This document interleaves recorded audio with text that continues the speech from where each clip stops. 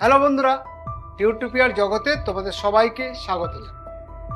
গত পর্বে তোমরা উপাদানের ভিত্তিতে শ্রেণীবিভাগ সম্বন্ধে একটা ধারণা লাভ করেছিলে। এই পর্বে কাজের ভিত্তিতে শ্রেণীবিভাগ বা ফাংশন বেসড ক্লাসিফিকেশন নিয়ে আমরা আলোচনা করব।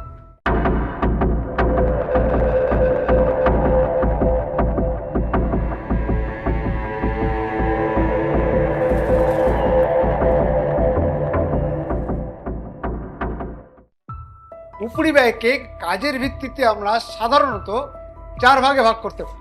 কারখানা বা উৎপাদন সংক্রান্ত উপরিব্যয়, বা factory or production or works overhead, office বা প্রশাসন সংক্রান্ত উপরিব্যয়, বা অফিস অর অ্যাডমিনিস্ট্রেটিভ ওভারহেড, বিক্রয় ও বন্টন সংক্রান্ত উপরিব্যয় বা সেলিং অ্যান্ড ডিস্ট্রিবিউশন ওভারহেড, গবেষণা ও উন্নয়ন সংক্রান্ত উপরিব্যয় বা রিসার্চ অ্যান্ড ডেভেলপমেন্ট ওভারহেড। আচ্ছা, তোমাদের মনে আছে আগের পর্বে টাইগার টেক্সটাইলের কারখানা নিয়ে আমরা আলোচনা করেছিলাম।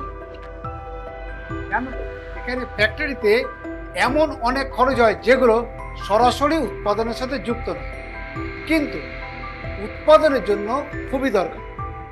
যেমন ধরো, মেশিন রক্ষণাবেক্ষণের জন্য পিচ্ছিল কারণ তেল, গ্রিস, পরিত্যক্ত কাপড়ের টুকরো লাগে।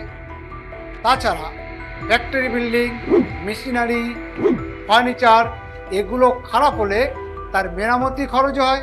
কারখানার ম্যানেজার, তত্ত্বাবধায়ক, পরিদর্শকগণের বেতন এতেও অনেক খরচ হয়।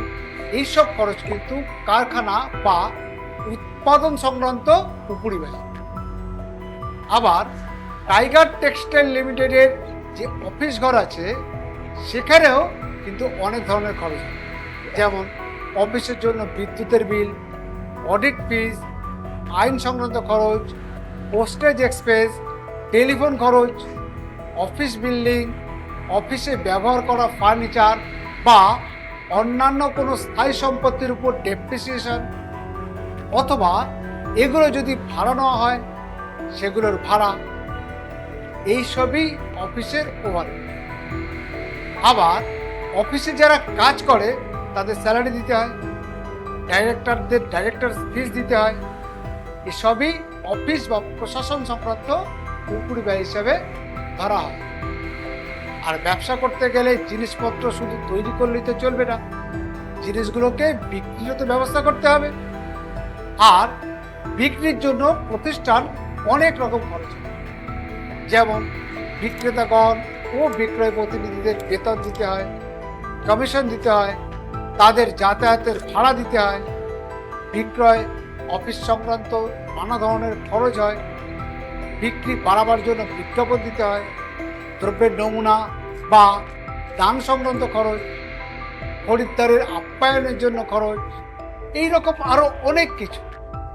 শুধু তাই নয়, করা জিনিসপত্র খরিদ্দারদের কাছে সুবিধাজনক অবস্থায় পাঠানোর জন্য গাড়ি ভাড়া, জাহাজ ভাড়া, প্যাকিং বাবদ খরচ, গুদাম ঘরের ভাড়া, বিমার প্রিমিয়াম, বন্টন ব্যবস্থার সঙ্গে যুক্ত ব্যক্তিদের স্যালারি সবই হলো বিক্রয় ও বন্টন সংক্রান্ত উপরিব্যয়।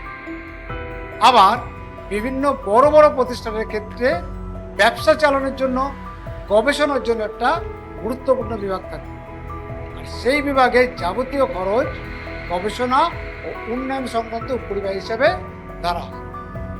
যেমন গবেষণার জন্য ব্যবহার করা পণ্য বাবদ খরচ, গবেষণার কাজের সঙ্গে যুক্ত কর্মীদের বেতন, গবেষণার কাজের জন্য ব্যবহৃত যন্ত্রপাতি, মেশিনারি তাদের রক্ষণাবেক্ষণের খরচ, এই ধরনের আরও বিভিন্ন খরচ গবেষণা ও উন্নয়ন সংক্রান্ত উপরিব্যয়ের উদাহরণ। তাহলে তোমরা বুঝতে পারলে তো কাজের ভিত্তিতে উপরিব্যয়ের শ্রেণীবিভাগকে কি কি ভাগে ভাগ করা। এই পর্ব তাহলে এ পর্যন্ত থাক, দেখা হবে পরের। সঙ্গে থেকো, খুব ভালো থাকো।